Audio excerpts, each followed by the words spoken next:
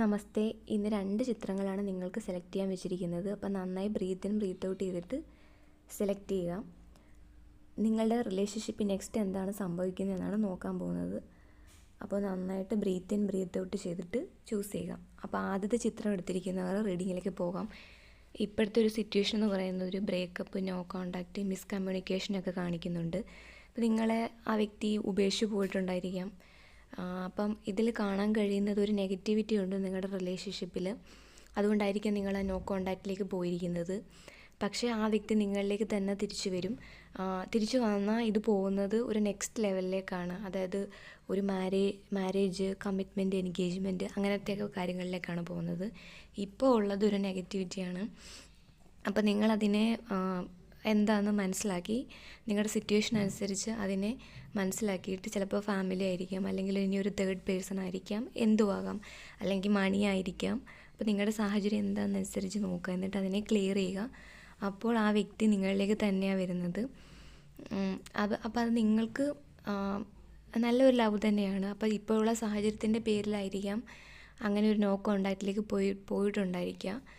അന്നേരം ഈ കാര്യങ്ങളൊക്കെ നിങ്ങൾ ചെയ്ത് കഴിയുമ്പോൾ നിങ്ങളുടെ സെൽഫ് ലവിലേക്ക് വരിക, അങ്ങനെ നല്ല ഹെൽപ്പൊക്കെ ചെയ്യുക മറ്റുള്ളവരൊക്കെ. ഇത് തന്നെ ഇങ്ങനെ ചിന്തിക്കാതിരിക്കുക. അങ്ങനെയൊക്കെ ചെയ്യുമ്പം ഈ റിലേഷൻഷിപ്പിനെ നിങ്ങൾക്ക് നെക്സ്റ്റ് ലെവലിലേക്ക് കൊണ്ടുപോകാൻ പറ്റും. ഇനി അടുത്ത പിക്ചർ സെലക്ട് ചെയ്തിരിക്കുന്നവരുടെ റീഡിങ്ങിലേക്ക് പോകാം. ഇവിടെ പറയുന്നതും ഇപ്പോൾ നിങ്ങളെ ഒരു അബാൻഡൻമെൻറ്റ് ഇഷ്യൂ, ആരോ ഉപേക്ഷിക്കപ്പെട്ടൊരവസ്ഥ, അല്ലെങ്കിൽ നിങ്ങളാലായ വ്യക്തി ഉപേക്ഷിക്കപ്പെട്ടൊരവസ്ഥ നിങ്ങളുടെ സാഹചര്യം കൊണ്ടായിരിക്കാം. പക്ഷേ ആ വ്യക്തി എന്ന് പറയുന്നത് ലോയലും പാഷനേറ്റായിട്ടുള്ള ഒരാളായിരുന്നു. അതുപോലുള്ള ലവ് ആയിരുന്നു നിങ്ങൾക്കുള്ളത്. അപ്പോൾ പക്ഷേ ഫ്യൂച്ചർ വന്നിരിക്കുന്നത് അത് നല്ല കാലത്തിലേക്കാണ് പോകുന്നത്. അപ്പോൾ ട്രസ്റ്റ്ഫുള്ളായിട്ടുള്ള ഒരു വ്യക്തിയായിരുന്നു. അപ്പോൾ ചിലപ്പം ഒരു തേർഡ് പാർട്ടി ഫാമിലി ഇൻ്റർഫിയർ ചെയ്യുക, അല്ലെങ്കിൽ മറ്റുള്ള ഒരു വ്യക്തിയായിരിക്കാം.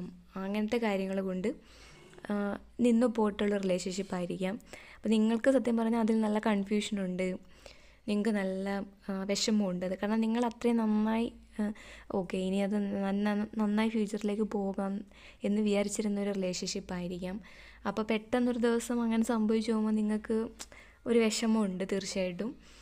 അന്നേരം യൂണിവേഴ്സ് ഇവിടെ തരുന്ന മെസ്സേജ് എന്ന് പറയുന്നത് നെക്സ്റ്റ് ലെവലിലേക്കാണ് പോകുന്നത്.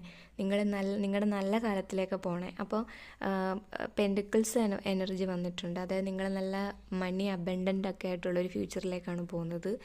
അപ്പോൾ ഇപ്പോഴത്തെ പ്രശ്നങ്ങൾ എന്താണ്, എവിടെയാണ് പ്രശ്നം ഉണ്ടാകുന്നതെന്ന് അതിനെ ഐഡൻറ്റിഫൈ ചെയ്യുക. അതിനനുസരിച്ചുള്ള സൊല്യൂഷൻസൊക്കെ എടുക്കാം. പിന്നെ ചുറ്റുമുള്ളവരെയൊക്കെ ഒന്ന് ഹെൽപ്പ് ചെയ്യാൻ അങ്ങനെ ഒരു കാർഡ് വന്നിട്ടുണ്ട്. അപ്പം മറ്റുള്ളവരെയൊക്കെ ഒന്ന് ഹെൽപ്പ് ചെയ്യുക. അങ്ങനെയൊക്കെ ചെയ്ത് കഴിയുമ്പം നല്ല പോസിറ്റീവായിട്ട് ചേഞ്ച് കൊണ്ടുവരാൻ പറ്റും.